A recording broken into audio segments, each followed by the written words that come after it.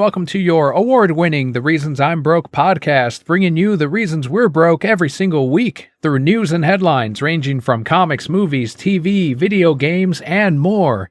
I'm Daniel, and we've got two co-hosts this week. First off, it is Jarrod. Welcome back, Jarrod. Hey, Daniel. Thanks for having me. Thank you. Thanks for being on I know our schedules were back and forth a little bit this week, but glad we're able to put out this episode for the Brokehead on the other side. And then the other co-host, you just heard him on Scott's episode, is Sam. Welcome back, Sam. Thank you. It's nice to be back. I'm happy we can get a third on for Jarrod's episode. I know he prefers to have like a third person on just so we can get more conversation going during the news. And this week it did end up working out. So Sam came through for us. He's only going to be on for about an hour as he does head into work. But let's jump right in. Actually, if this is your very first episode of the show, the way we format it is we go through a bunch of news that ends up being most of the episode. And then we end it with the Brokehead block, which is what Jarrod, Sam, and I have been up to since you last heard us. So let's jump right in and explore sector number 526.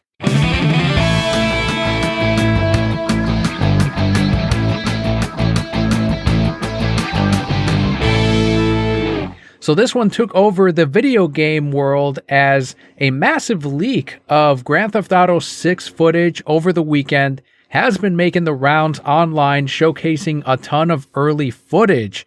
And Rockstar Games did put out a press release that said, quote, "We recently suffered a network intrusion in which an unauthorized third party illegally accessed and downloaded confidential information from our systems, including early development footage for the next GTA. At this time, we do not anticipate any disruption to our live game services, nor any long-term effect on the development of our ongoing projects," end quote. So this is something that I think if they had not put out the press release, a lot of people were doubting whether this thing was even real. And then when they put out the statement, then it was like, okay, so that all that footage is absolutely real. Yeah, no, they definitely were not anticipating. Like, it seemed fake. It seemed kind of like almost like a reskin of Red Dead 2. Yeah, no, then Rockstar came out with this, and it was definitely interesting. I do think it's funny because I think a lot of people as a whole were just doubting whether we were going to get a GTA 6 at this point, and then instead of an official announcement at E3 or something, we just get a leak instead. So I think it's hilarious. Before this leak, it was, yeah, we're working on the next GTA, and that broke headlines. I was like, okay, great, they're finally working on the next GTA. But for them, it's got to be frustrating. I know their stocks plummeted after this leak, and for this to be the first look at the next GTA, I was talking to someone at the shop about it, and they were saying these are just assets from GTA 5. So you're really looking at almost an early version of GTA 5 even. That's what 6 is looking like, and that's not a good look for a flagship title for the company. You have to understand too, though, that like we don't know how far into development they are, honestly. Of course, they're using ones that are older, images and stuff like that. They haven't polished it at all. So honestly, to me, like I said, they look more like Red Dead Redemption 2 with new clothes. But in this stage of development, it looks like it could be early. I hope it's still early. Like I'm good with not getting another game for a while. And I would imagine with the amount of money that GTA, 4 or 5 rather, that they'd be fine with it.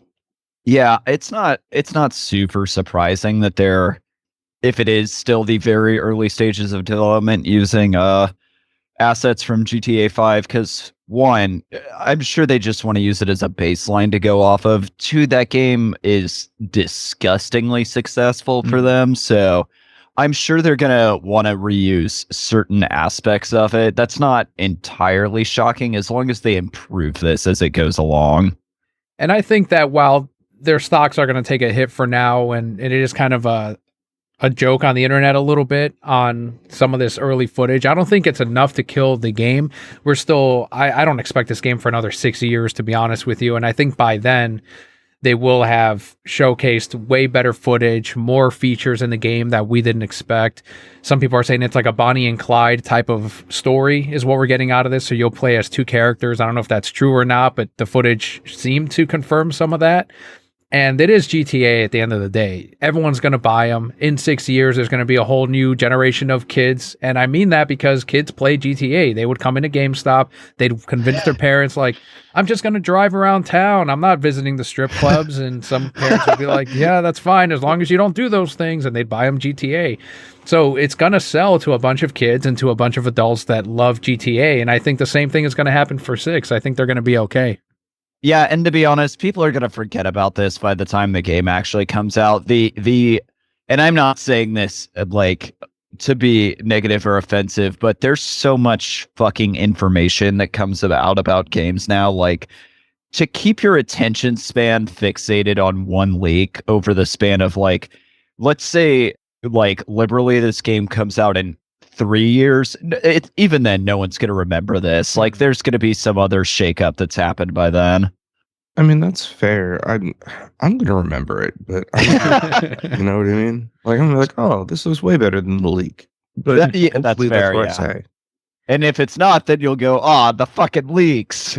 Yeah, probably. This next story is something that Sam wanted to discuss on the show. It comes from Konami, as they've revealed Suikoden 1 and 2 HD Remaster. It's called Gate Rune and Dunen Unification Wars. They're a remaster of the first 2 classic Suikoden JRPGs.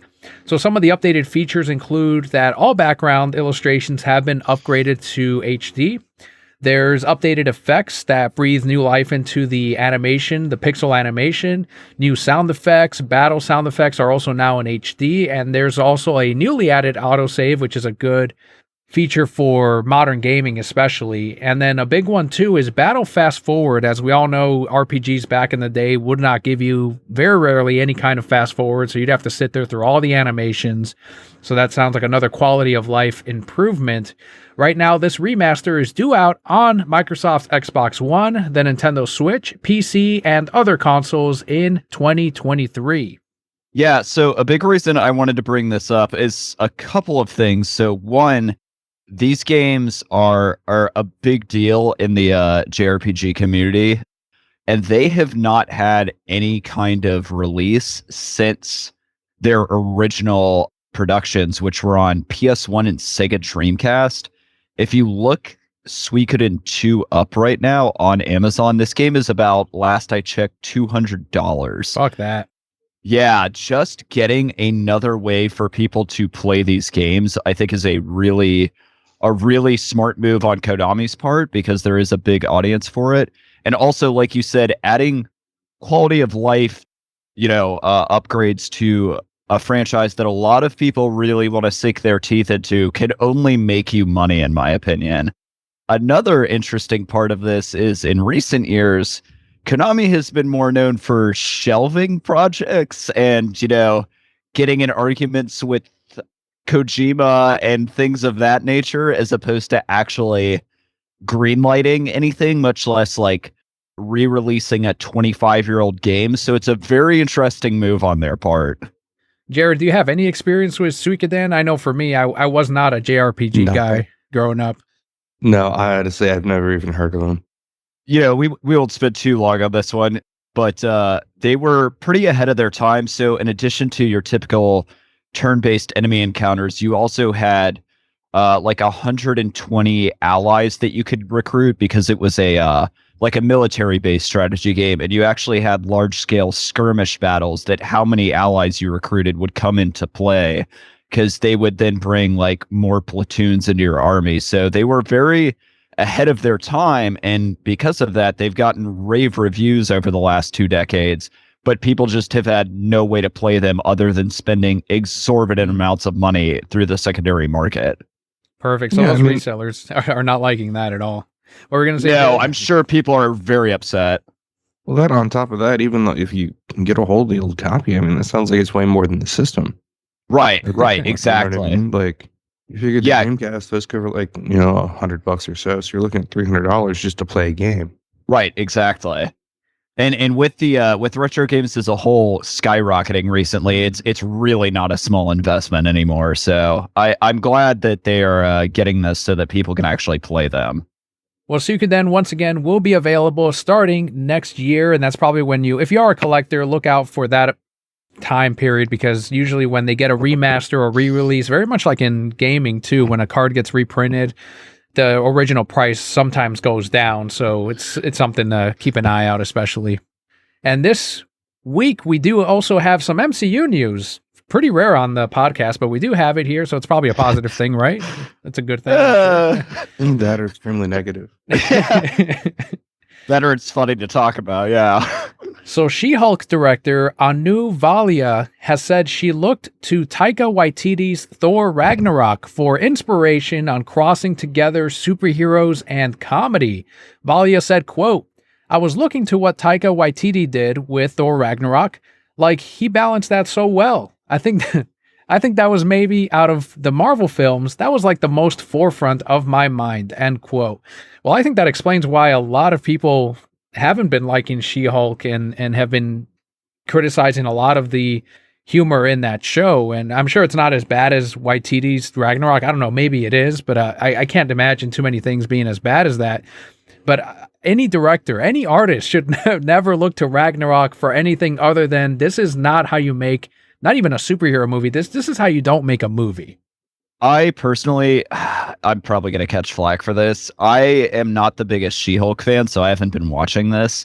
I do have some friends that have, and it's so like when a lot of people I know watch the other MCU TV shows, they kind of just give it these glowing reviews for the most part because it's more of what they like. That has not been the case with this show. So I'm wondering what the aspirations for this show were. Like, did they want to make it a comedy? Is it supposed to be more action oriented? Because I think anymore Marvel wants everything to be a comedy. So I don't know. Yeah, honestly, I would not base anything off Ragnarok. It's just a bad move. Yeah, I haven't watched She-Hulk. Honestly, it's just one of those shows where I'm just not interested.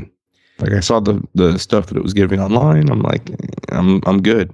So, I mean, this isn't surprising based on what I've seen from, memes and stuff. Other than that, it seems pretty on par. And on par, too, with if you even criticize it, or even if you say what Jarrod just said, or what I said of, it doesn't look like something I would enjoy at all, well, then I must be a sexist. I must be a misogynist. That's immediately the defense of, no, it just looks terrible. It has nothing to do with any of that. Also, as a comic book fan, I just don't like the character. So right. That was an odd choice from the get-go for me. Is like, Marvel has some very successful female characters, and for them to pull out Jessica Walters, I thought was an odd move. I remember Pablo Kelly and I reviewed the She-Hulk Attorney comics that did come out, and we liked them just fine. But this doesn't look like that show. Even though she is an attorney in it, it doesn't look like the comic where she is taking cases from, the comic was taking cases from these superheroes or supervillains, and sometimes she would have to Hulk out, and there'd be like a crime ring involved where you'd have to be in danger and fight people. But I have not seen a lot of that in this so far, and it just does not look like the comic at all. And like you said, Sam, She-Hulk alone is just not enough to carry an entire show or an entire movie. I think it's one of those characters that would probably serve better as a supporting character. That all being said, I have not looked at the numbers. I don't know how successful it is. I don't know if Disney has made that public. I'm sure they're saying it's successful, but from everything I've seen, the awful CGI, everything involved in it just does not look like a quality show that I would be interested in. Probably something the MCU fans will love. It looks like something they would enjoy, so good on them for having that. But I just thought this was funny that you would at all look at Ragnarok towards any kind of inspiration, especially after the last Thor movie did so poorly, and it looked like it was more of Ragnarok. Yeah, that's the weird thing too. I was just thinking that the new Thor one, I forget what it's called, Love and Thunder, very similar, but I haven't really heard anything about it either. So apparently that's just not a good model to follow. So Love and Thunder did not land well with fans. And it is kind of what we were just saying, which is they were like, okay, Ragnarok made us a lot of money. What can we take from that and double down on it? And that was not the right move, because like the people that did really like Ragnarok, they extrapolated all the wrong information from it, because even that fan base did not like it. So it might be time for them to take a step back and go, okay, what should we actually be doing with these superheroes at this point?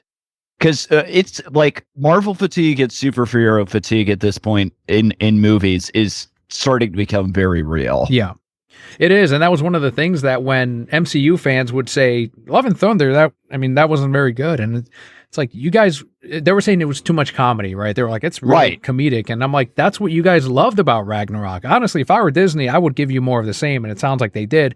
But now it sounds like they're getting tired of it. And that seems to be the problem there. It might be, and our opinions on this differ from a lot of people's, but it might be we finally hit too much of a good thing for them, where it's just kind of like, okay, yeah, we like that last time, but like, what else you got? You know, like they've run the gambit on this. Like, it might be time to jump on a new train. Plus, how many different types of Thor movies have they made?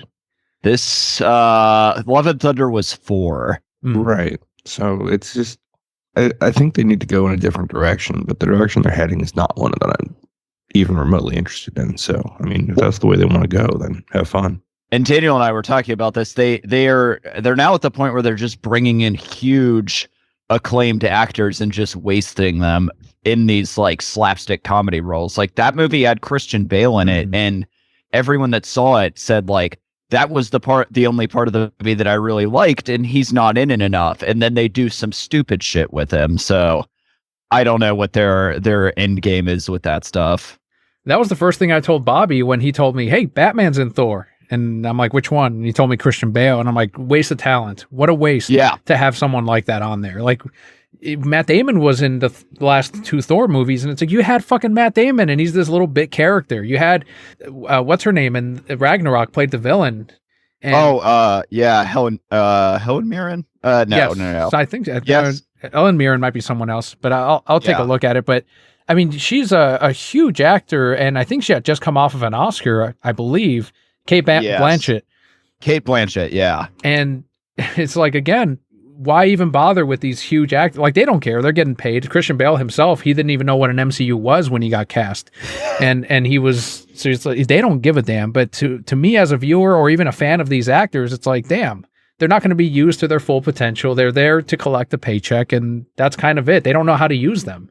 Well, I think they're bringing those actors in to bait in fans of those actors that wouldn't normally come out. Like with Kate Blanchett, you know, she was like really famous throughout the whole fantasy genre.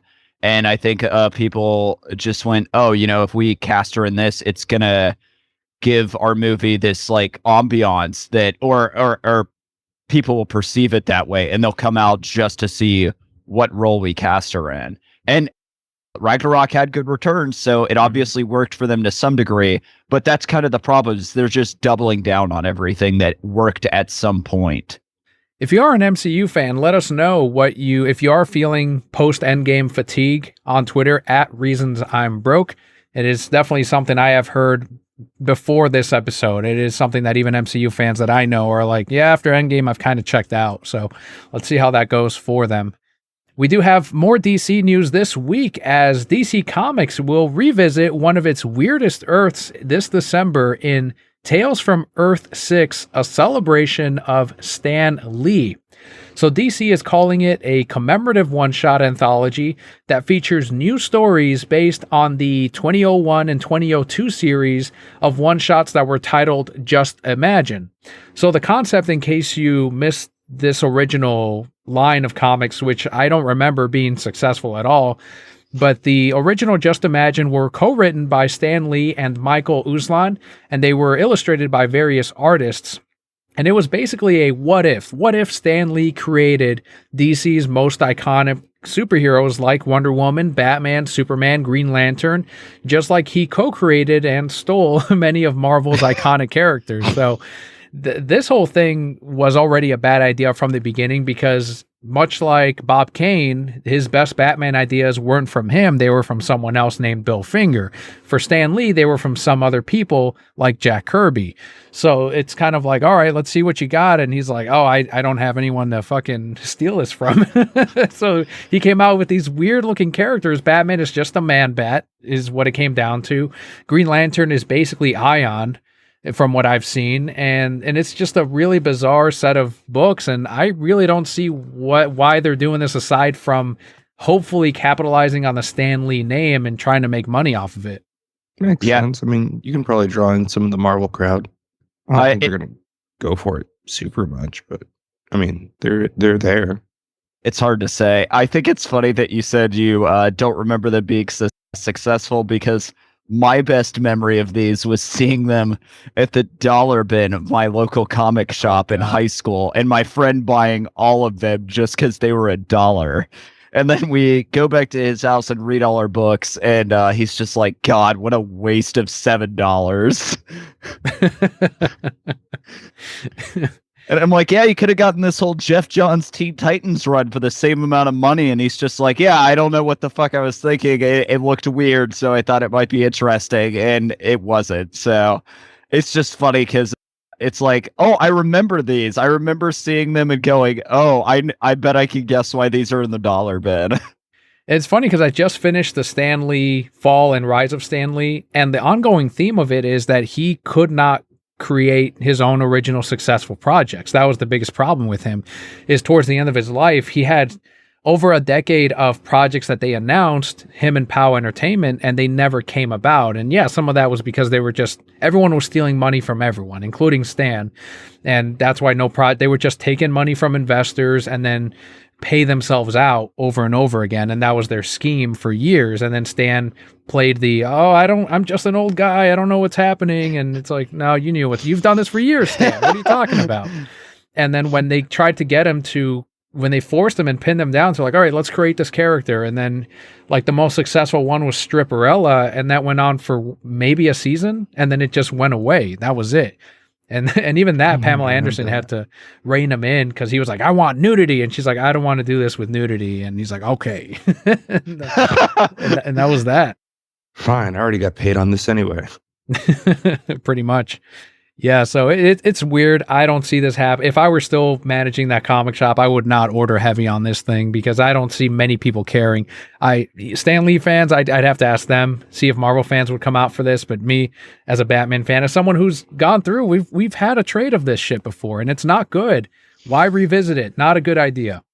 At this point, I think it's just them going like, oh, we're still able to print this stuff, so why not put it out there? And it's like, not everything has to be out there. We're fine without this. Yeah. We have some David Zaslav speculation this week, as this one was broken as new news, and it really isn't. And we didn't cover it on the show, but according to some speculation by Heat Vision, David Zaslav's long-term plan is to flip Warner Brothers Discovery over to NBC Universal, who is owned by Comcast, for a profit. So if such a merger were to occur, negotiations could not begin until April 2024 at the earliest. That's when Comcast has the right, but not the obligation, to sell its remaining 33% of Hulu to Disney for at least $27.5 billion.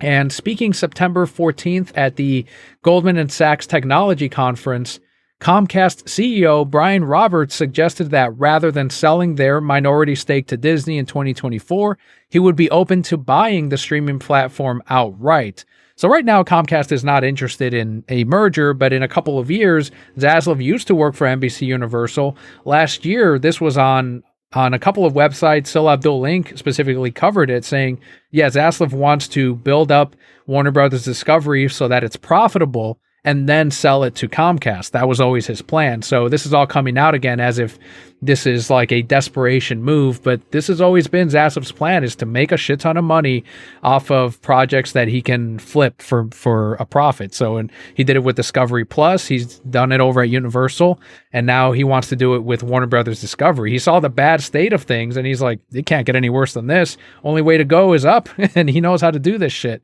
So we're probably going to see an NBC Comcast-owned DC Universe probably by 2030. Yeah, I mean, this just makes good business sense, honestly. Like you said, when he came in, they were in a real precarious spot. So it would make sense that his long-term goal was not to hold on to the property, but just like, all right, let's get it profitable, and then, see who wants to invest in it and then offload it. Like, it only, and like you said, it really from where they at can only go up. So I don't know why anyone's particularly surprised by this or outraged, but this is just how these merger deals tend to work usually. Yeah, I mean it's a fair point.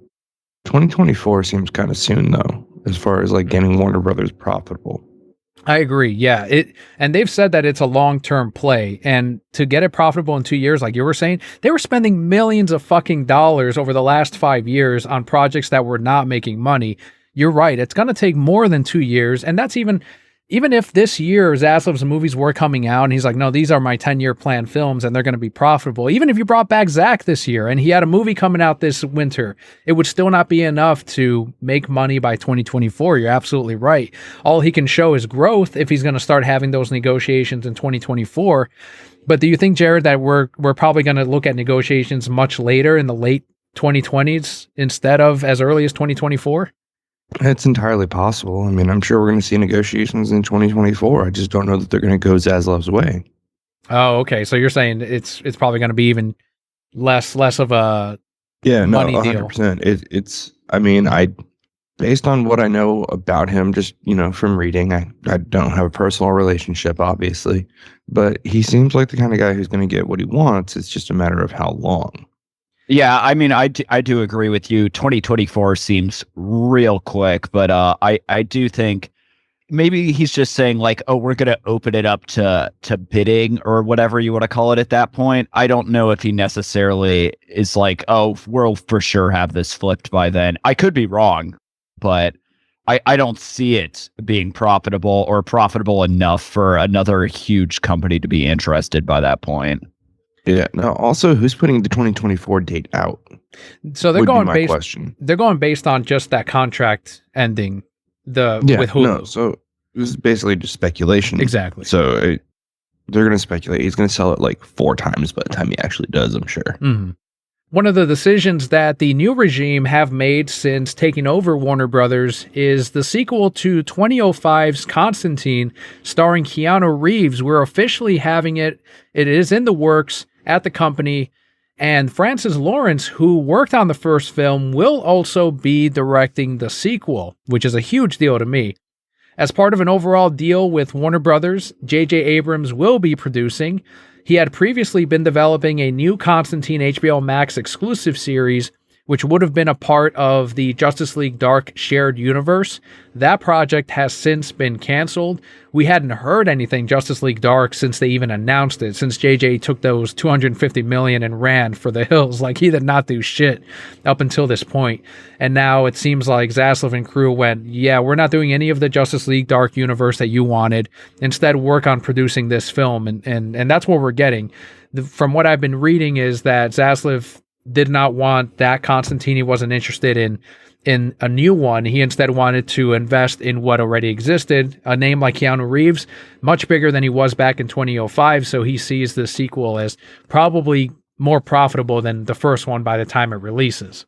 Yeah, I'm super excited about this. I was a huge fan of the 2005 one. For one, I thought like just a good movie, but also a really interesting, risky movie as far as comic book movies go, because it was essentially, other than Blade, which, obviously kicked off a lot of the superhero movie resurgence, it was kind of just if you're making a comic book property, you're making a superhero movie. And Constantine kind of broke a lot of those barriers and is someone that's always been a big fan of the supernatural, spooky side of comics. I would remember just absolutely loving this. And it's the perfect time for a sequel for this because, like you said, Daniel, Keanu Reeves is bigger than he's ever been. People love John Wick. People seem to really just latch onto him as a personality because, everything you read about him on the internet is very wholesome and people really identify with him. So I think this is the perfect time for this. And I couldn't be more excited that not only is he coming back, but the original director and everything, supposedly. So I think this has the makings of being a huge, massive success. Personally, I would prefer the Justice League Dark stuff, but No, I mean, this movie should make money. That's for sure. I mean, you've got Keanu Reeves, you've got Constantine. It's a role he's played before. I don't know. I'm apprehensive about it, because sequels generally don't live up to certain aspects after a certain period of time. It's been a really long time for them. So we'll see how it goes. I mean, yeah, no, like I said, I was looking forward to the Justice League Dark stuff. So I'm a little, hurt about that stuff getting, canceled. But like I said, this should be decent. What are your thoughts on it, Daniel? I would have, I want to touch on Justice League Dark a little bit because I would have been excited on JLD if it were still Guillermo del Toro when he was attached to that movie. We've seen concept art of it. But JJ hasn't given a shit. Like we have not seen a single thing on what his concept would be, what his character is. Like maybe Zatanna, I think I heard rumors of in his Justice League Dark, but we don't know what his vision was for that movie. So that's one thing that I'm like, okay, if we had known more, maybe I'd be disappointed. But again, it sounds like JJ just took the money and ran and didn't do any work on it. So that's the one thing that it's like, all right, it's not a huge loss. That version isn't, at least. And maybe we'll get, if they can convince Guillermo to come back, great. But I am looking forward to Constantine 2. I understand that it's nothing like the character from the comics or the TV show starring the amazing Matt Ryan. Matt Ryan's the best version of the character so far outside of comics. Did an amazing job. But with Keanu Reeves, he's not English. Okay. Like I didn't care back in 2005. I don't care now. So that's not a big deal for me. He's not I remember people being upset that he wasn't blonde. And I'm like, out of every comic book change we've had, this is what you're hung up on. It wasn't even the fact that he's not British. I'm like, okay, sure, guys. He's not blonde. I think they just wanted to see a blonde Keanu Reeves. Man, how weird would that have been? We could still see it. Who knows? Maybe they present a storyline in this one where he's like, oh, I'm Keanu Reeves and I'm blonde now. Maybe he goes Super Saiyan by the end of it. I don't know. Yeah. That's the finale. Like the bad guy, whoever turns out to be, turns his hair blonde. Yeah. The devil. Yeah. He has to fight him. That actor has since talked about the sequel and he's like, yeah, there's a script. It's done and I'm in it and I'm ready to be in it. So I think that was last year when he said that. They've been trying to make this thing happen for years. I know Keanu's always been very passionate about it because he knows the fan base wants it. So I'm glad that everyone kind of got their way with it. Well, and I hope the fan base comes out for this sequel because I remember 2005's not being the biggest hit. It kind of has this bit of a cult following. So if enough people have since watched it, liked it, enjoyed it, special effects were awesome in it, in my opinion, for even back then, 2005. Some of those effects look better than superhero movies today. So that kind of shows you some of the talent that was at work here. If those audiences are going to come out, please come out for the sequel because that will show them that, all right, this was a good move. This wasn't a bad move. And just on Keanu Reeves alone, though, like Jarrod was saying earlier, it's going to be a success based on that. He's an incredibly popular actor. He's a character that people who love the John Wick movies, which are, from my experience from talking to people at the comic shop, a lot of people in their 50s and 60s love the John Wick films. It's a guy uses a ton of weapons, mows down a bunch of guys. You don't see a lot of movies like that these days. And huge hit, all of them. They're all big hits. So those guys are like, I love Keanu Reeves. And they'll come out and watch a comic book movie just because he's in it. He's got holy guns in this, just like in the first one. What's not to like? I'm super excited about it, so I can't wait to hear more news on it. One of the biggest debuts this week was that of Zack Snyder and Patrick Wilson, who arrived on the Teen Titans Go world in episode number 365, and that was actually last week. It was for a moment there the highest rated episode on IMDb of all time. It tied it with Breaking Bad as the greatest episode of all time. Since then, a bunch of the antis have gone in and one started, and I think it's down to 8.5. But regardless, it's a lot of people that normally don't watch Teen Titans Go tuned in for just this episode. I'm sure when it goes up on Apple TV or whatever, wherever you can buy episodes by themselves like Vudu, that it'll be a big seller because we like to go out there and support anything that Zack shows up in. And I don't know if either of you checked out the episode, but I got to watch it. It's a little 15-minute episode. I like Teen Titans Go. You've heard me say it here for years. I think it's the best Teen Titans anything. And it is the most successful Teen Titans anything. So it was a great move for Zack and Patrick Wilson to show up on here because people really enjoyed this episode. Even people on Tumblr, I put up the clip of Zack doing his curls on the set of the Warner Brothers lot. And a lot of people on Tumblr were like, I hate Zack Snyder, but this was a great episode. Even they loved it. I unfortunately haven't gotten to watch it yet, but I've seen the little clips and stuff that have been floating around online. It looks entertaining. It's Teen Titans Go. It's Zack Snyder. Like there's nothing really to hate.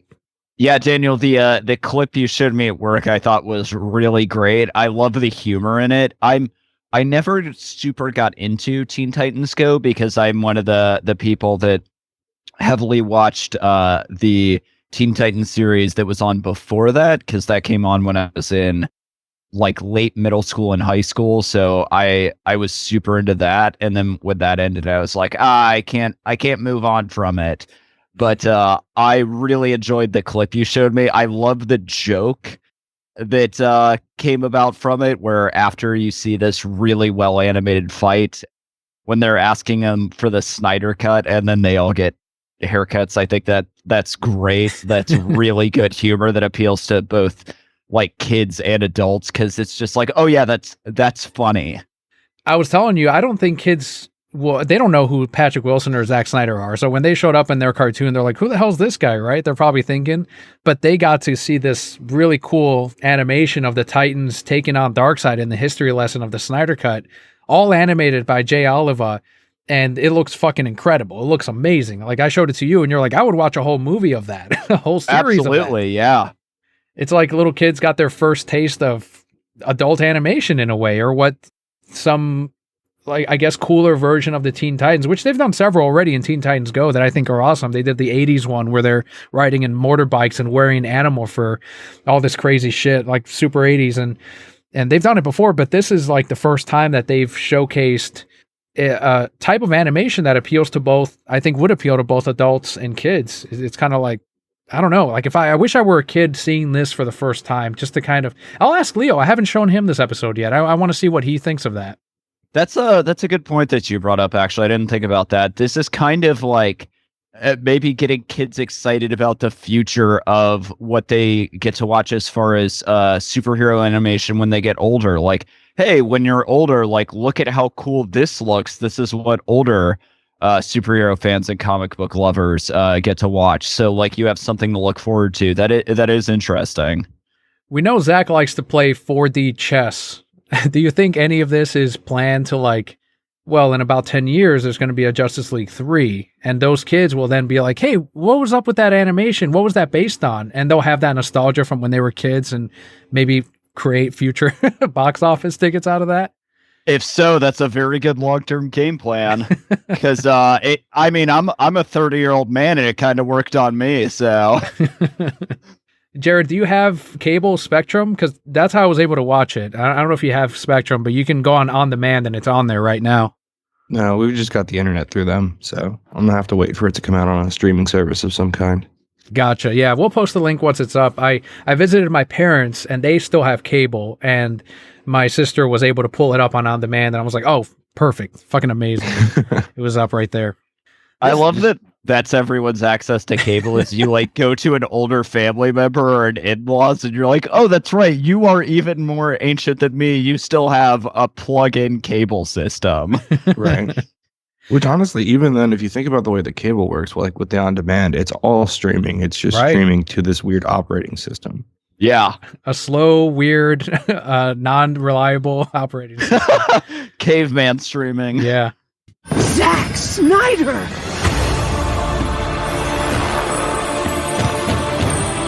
A gym in your office. Pretty cool, man. Thanks, guys.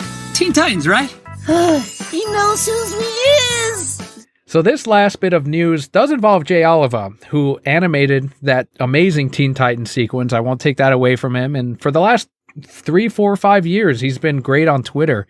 He storyboarded a bunch of Zack's films, including the Snyder Cut and the Deathstroke Batman film that we haven't gotten yet. and he read that script. He worked on the storyboards. So he is someone that is involved in. He also directed The Dark Knight Returns Parts 1 and 2. Amazing animated couple of films. They're now released as one box set. But he kind of made a bit of an enemy with the fandom, unfortunately. This was the last guy I expected to take Gail Simone's side.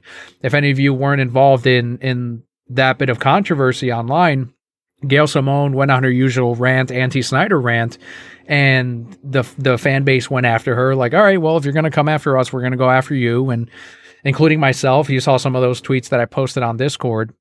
Jay Oliva ended up defending her, and we're like, not you. Well, you of all people, what are you doing? You're the guy who... And he came out and he defended Gail because he is friends with Gail Simone, who's, if you're unfamiliar with her, she's a comic book writer, and she did a run of Batgirl that was very good. She did an amazing run of Red Sonja, and since then she hasn't really done much of anything. But Jay Oliva on Twitter, he said, quote, "You're not going to get it." He's talking about restoring the Snyderverse. "You're not going to get it if all we are known for is toxicity. It's show business. We showed we weren't bots when we crashed the servers when the Snyder Cut was released. We bought the hell out of it when it came out on physical and digital media. That's how we show there's an interest in continuing the Snyderverse. We should be engaging in positive discourse to promote the movement and suicide prevention. Instead, we are acting like kids being called names in the schoolyard. This is a business with millions of dollars at stake. In order to make a case, we have to approach it like adults and offer something that makes good business sense. If we cannot do that, then there is no future." End quote. So unfortunately, the movement kind of turned on him, and we were like, what are you talking about? You constantly went after bloggers for years.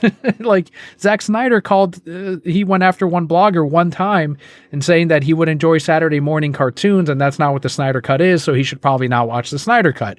There was a lot of quote unquote toxicity in people that worked on these movies already, and all of a sudden there's this change of mind or discourse.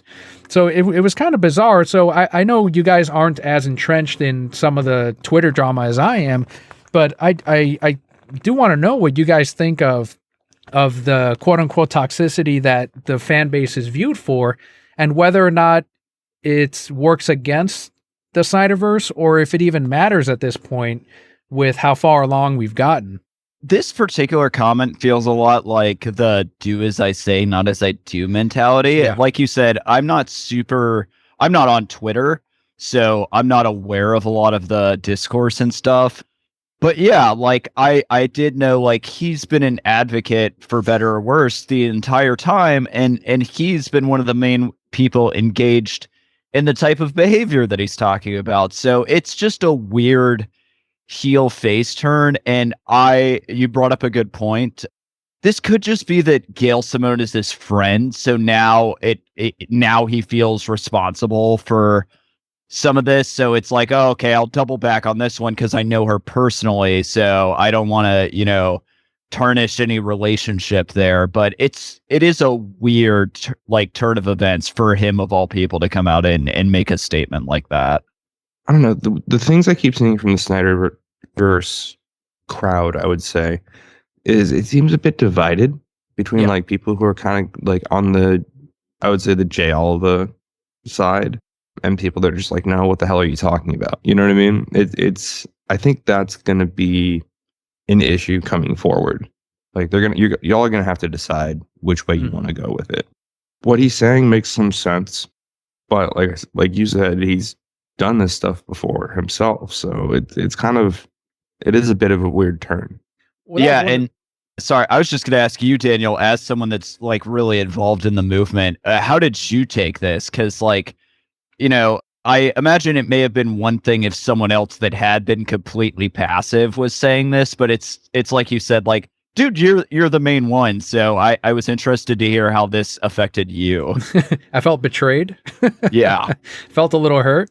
I did feel a little disrespected, but I also felt angry. I'm like, it felt like a complete lie from Jay, because my whole thing is the movement got called toxic from the get-go. It did not matter. Right. Just the fact that we were asking for the Snyder Cut was toxic, because we were then going against the wishes of the new regime and the new directors and the new actors. So by just asking for an extra movie, that was already considered toxic. So my whole take was, whether or not we continue fighting the discourse, which is labeled as toxic, we're still going to be labeled as that anyway. So we might as well fight the narrative, because when we didn't back in 2016 after BVS released, that's when they made the narrative. They made the narrative of, this is a terrible movie. Regardless, it made $872 million.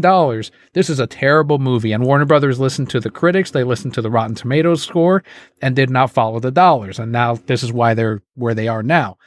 I'm going to continue my thing of, you guys see the James Gunn jokes I make and shit like that. And that's considered toxic. Yeah. I'm on the toxic side of the Snyderverse movement. I'm going to continue doing my thing because we're going to be continued labeled that anyway. It doesn't matter. And the tweets got to continue too, because that's worked. It's worked in getting 2 Academy Awards for the Snyder Cut. It's worked in getting the thing released. And now it looks like we're going to get, at some point next year, hopefully a contract from Zack. So that's one of the things too, Jarrod, you brought up a great point that the movement is split. It's absolutely 100% split. And it sucks because it seems like it's split between people who have been there since 2016 and people who just joined on that were DC fans that liked things like Birds of Prey and are like, oh yeah, the Snyder Cut was great. Let's get more of that too. But let's also watch Black Adam. Let's also watch the Flash movie. And Yeah. That's the split right there. And it's unfortunate. I've seen a lot of that too, where they're just kind of like, oh, hey, we want the Snyder Cut, but we're also going to watch all of the Warner. No, that's not the point at all. That's not how this thing works. That's what I think is going to happen is they're putting in these Snyder things in the Black Adam trailer, which I'm glad we're kind of bringing that up here, because they're putting in these scenes and they're trying to bait the Snyder fans into watching the Black Adam film as if, like, well, this one means that it's going to get restored and this one is in the Snyderverse. And Henry Cavill is going to be in this movie and he's going to fight Black Adam in a future movie. And Henry Cavill returning means that the Snyderverse is back. But we're not telling you that. Just trust us, bro. Trust us, it's back. Please give us your money. That's what it feels like. And I hate that some of these people online are like, look, the old regime is gone, Daniel. What's the problem? Like it's like they still haven't brought Zack back. It's not this. They can say that this takes place right after Justice League, Zack Snyder's Justice League. But unless Zack is back, it doesn't matter. It doesn't count. It's not canon. Zack has said before that everything from Aquaman forward is a split universe. It's not his universe. So all of this lies in that universe. Black Adam can stay in the Hamadaverse is what I'm still calling it, even though Hamada is going to be gone next month. So that's the split. And I'm not going to just play nice all of a sudden with, well, Zaslav is giving you what you want. No, he's not. He really isn't. And you guys are gullible as shit. Like, how many times have we been tricked by this? Happened with 2017's Justice League. And and a bunch of people fell for it then, including myself. I went to theaters to see it. Huge mistake. We were talking about that at work. It's kind of like, it's like squirrel mentality almost, where it's like, oh, this new shining thing has some stuff from what I relate to the Snyderverse, so I'm back in the movies now. And it's like, I don't think that's what you guys actually want, because it's just baiting. It's marketing 101, and they're all falling for it. Exactly. It's disgusting. And Zack has not tweeted or posted on Vero any kind of announce of support for Black Adam. So it doesn't track, man. It just doesn't make sense. I don't care how much they want to pretend that it's a restoration because this movie's coming out and it's going to use Superman. I don't care about any of that. There's no press release that's saying Zack is back. There's no press release saying that they're going to give him any more movies yet. So until then, I'm still not going to spend my dollar on them. That's what it comes down to. And some of these people are I don't know, their convictions are just either they're celebrating too early if they are on this side of the movement, or they don't care and they don't just consume anything DC regardless of how terrible it is. Yeah, I think it's definitely to a degree. Some people are like, I just want to watch the superhero movies, and it's like, okay, but why if they're not actually good? Like, what's the point if you're not actually getting what you asked for? You can't do the Snyderverse without Snyder. Like, it just doesn't work. So if that's the way that they're trying to bait people, then I don't see that going very well for very long. No, it is not going to work, and hopefully Zaslav continues to make good decisions, and we'll get some more answers next year or next month, as Clay Staub has been very heavily hinting at on Twitter with his hidden Restore the Snyderverse messages. So I'm still optimistic, but I'm very, very cautious.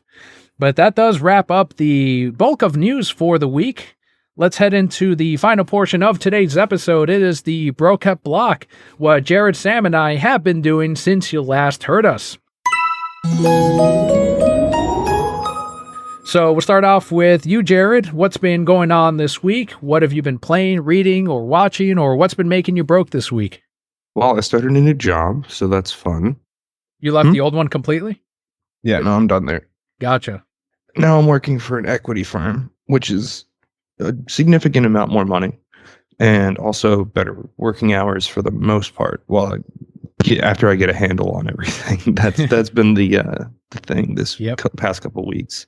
Playing, I actually got, Spider-Man and God of War on PC and ran through those. Spider-Man I just kind of re-ran through because I played that on PS4, and God of War actually started like getting into. So slowly but surely I'll get through that one. Yeah, that's been about it. That and work and taking care of the kid and all that. I'm glad you've been playing on a PC. I appreciate that as a Microsoft stock owner. So that's awesome. You know me, I'm definitely usually an Xbox boy. Oh yeah, man. That's when you come on, it's a celebration of Microsoft. When you and Maceo. That's good. So the new, was this the job that you were trying to angle at getting? I know you were mentioned last time that I think it was like a different warehouse, or is this completely different? Oh no, this is totally different. Gotcha. Completely separate. No, it just kind of came up, and I got the opportunity and I took it. So good, man. Good. I'm happy to hear you're getting more pay and better hours as a family man. You know, that's a huge deal. It's a huge deal for us. So we need that security, and you know, you're a good guy. I'm glad that a better opportunity came up for you. Yeah, I appreciate it, man. Thanks. And Sam, I know you've got to take off in a few minutes here. So please, since you were last on with Scott, let us know what's been making you broke this week. What have you been working on? Something I didn't get to talk about last time is one of the titles I've been reading is Jeff Lemire and Dustin Nguyen's Little Monsters. So for anyone that's a fan of horror comics, definitely check that out. Daniel and I have talked about Dustin Nguyen together a number of times. I think he's just an amazing comic book artist. And Jeff Lemire just writes hit after hit, in my opinion. I first got into him when he did Animal Man in the New 52, which for a relatively newer writer to take a character that no one gave a shit about and make that quality of book, I think really spoke hugely to his ability as a writer. So the two of them teaming up on an independent horror comic is amazing. So it is a bit of a slow burn for people that want to check it out, but it's definitely worth the build up. So that, as well as the current run of Nightwing, are the main books I've been reading. And then as far as anime, watching Devil's a Part-Timer Season 2, now that we finally have that. I started watching a military anime called 86, which was actually recommended by a coworker of Daniel's and I. And that is a military mecha anime, and that's been super interesting. So yeah, that's about it for me. Jeff Lemire, man, you're right. Animal Man was one of the best titles of the New 52, and if you do end up taking Sam's recommendation of Animal Man, pick up Swamp Thing as well by Scott Snyder. Yes. Because they both kind of run side by side, and they do cross over, I think, 1 or 2 times. And if you like one, you'll definitely like the other. Animal Man is a lot darker. It's a lot more gruesome. The artwork is insane. It does get a little bit gory, but it is a very good read. Very good read. But if you shy away from some of the more mature titles, I would say stick more to Swamp Thing, because that one's a little bit more, I guess, superhero friendly-ish or comic friendly. Animal Man and also Little Monsters, you were saying. Shout out to Brian Schaup at Mogo Broket, because he's a huge Jeff Lemire fan and a Dustin Nguyen fan, so I know he's probably picking up Little Monsters. He knows exactly what we're talking about. And Sam, I know you got to take off, so before you head out, please let them know where they can find you, and thank you for being on as the third co-host. Yeah, I look forward to coming back again. So people could check me out on Instagram at Samuel Boylston. I'm also on Facebook, Samuel Boylston. Just search there. I'm thinking about possibly starting up a stream soon. So the next time I'm on, if I have any news about that, I will let everyone know. But feel free to message me directly if you are looking for any anime or comic book recs. Perfect. Thank you very much, Sam. I appreciate you being on. Awesome, man. You guys have a good one. You too. Thank you. Yeah, Have a good too, work Sam. day. Thank you. You too. Thanks. And Jarrod, you've seen the history over the years of the show and how it's evolved with the podcast, the format, the logo. So we've now hit 10 years. 10 years, and this is thanks to you and the other co-hosts, because when Paul Kelly couldn't do it anymore last year because of the job demands at work and also being a mom, she couldn't do the weekly podcast anymore. So the show could have ended then at 9 years. I think it would have been at that point. But over the last year, you guys have stepped forward and been helpful and helping in the show and the production of it and the hosting, which is a huge deal for me personally, because this is I think my only creative outlet currently as a dad now. So just the fact that I can continue producing this for the Broquette on the other side is a big deal for me. And to commemorate that, I had commissioned a logo for the 10 years of the podcast, and that went up online, and we put it up on TeePublic, we put it up on our social medias, and the Broquette Core logo, I made sure to tell the artist that the Broquette Core logo should be included in there somewhere, and sure enough, they did. 10 years, and it's up. This is our logo for the foreseeable future. I think maybe if we hit 15 years, I'll see if he can work in a 15 in there, or maybe a 20. Maybe I'll ask him now to do it while he's still available. Just can you make a 15-year logo just in case I get there? And I know I've heard a little bit of your thoughts on it, but I just wanted to give you a thank you, and I will thank the rest of the co-hosts as well. And I have already on Patreon and online, but thank you for making 10 years possible, man. Yeah, man, for sure. It's been a pleasure. I do like the new logo. It looks really good. But yeah, no, it's been quite a ride, hasn't it? Yeah, it has. So many of us has changed a lot in those 10 years. You know, I've reflected on that. And how old's your son? He's 6 now. 6? Oh, here's my son now. Hi, Leo. He just came home from school. I don't know. Can you say hello on the microphone there? Okay, get closer. Go ahead. Hi. There you go. Say hi, Brocats. Hi, Brocat. Yeah, what's your favorite animal? T-Rex and lion. T-Rex and lion? Yeah, That's a all good right. choice. It's a good choice, right? Yeah, he and my son would get along talking about T-Rexes.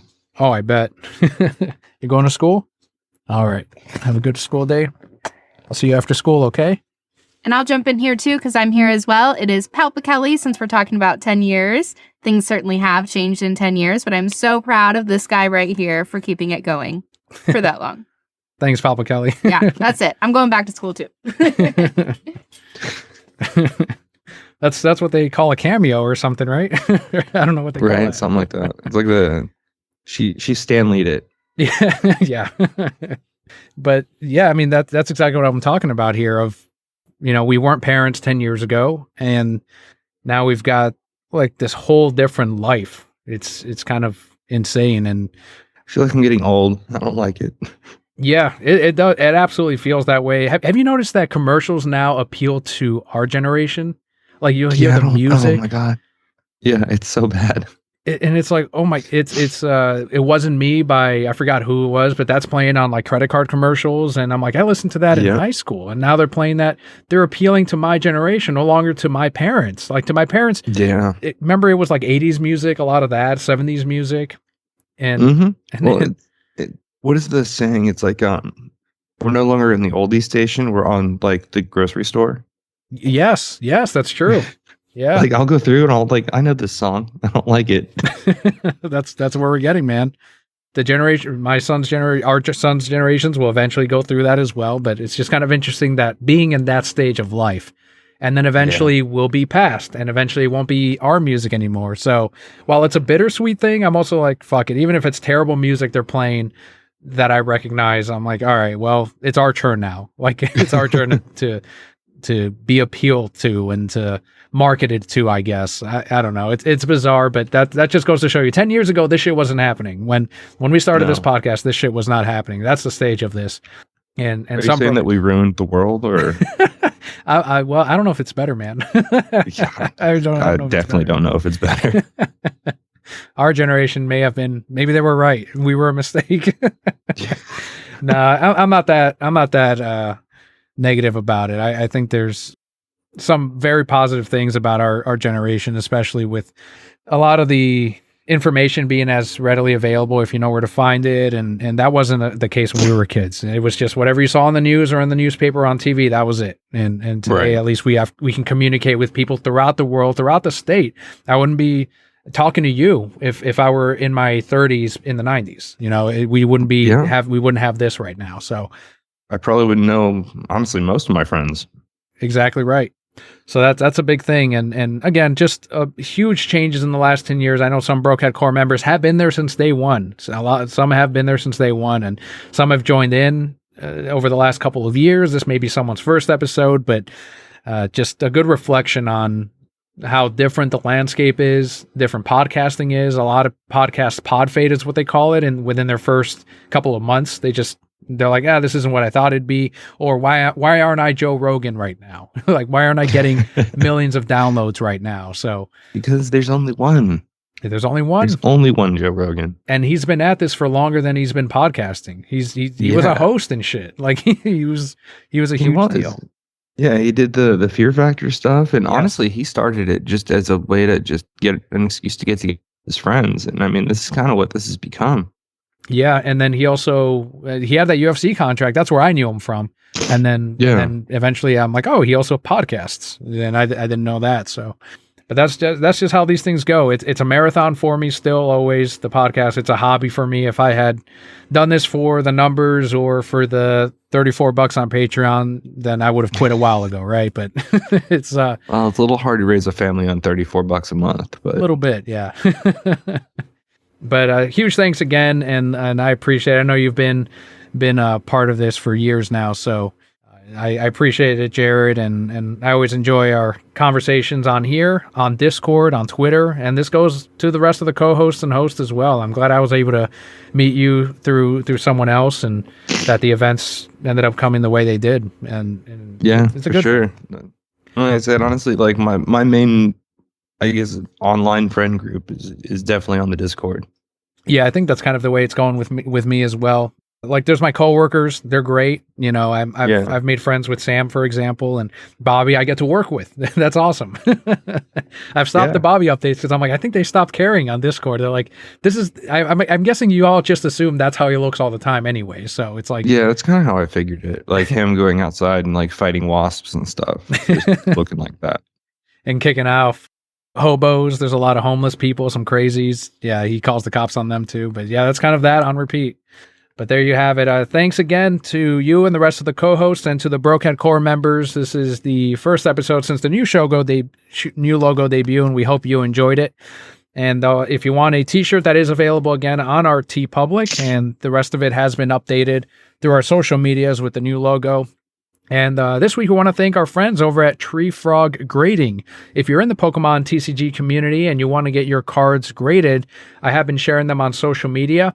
Head on over to treefroggrading.com and use the discount code BROKE at checkout for 5%, and we get a little small kickback from that. So if you want to get your cards graded, it's Pokemon, Yu-Gi-Oh, Magic, Dragon Ball Z they're taking as well, Dragon Ball Super, and sports cards as well. Certain sports cards they are accepting for grading. So just use the code BROKE for 5% off. But thank you all once again for joining us this week, whether it's your first episode or you've been there since year one. I've been Daniel, joined by Jarrod, and Brokehead Core. All will be well.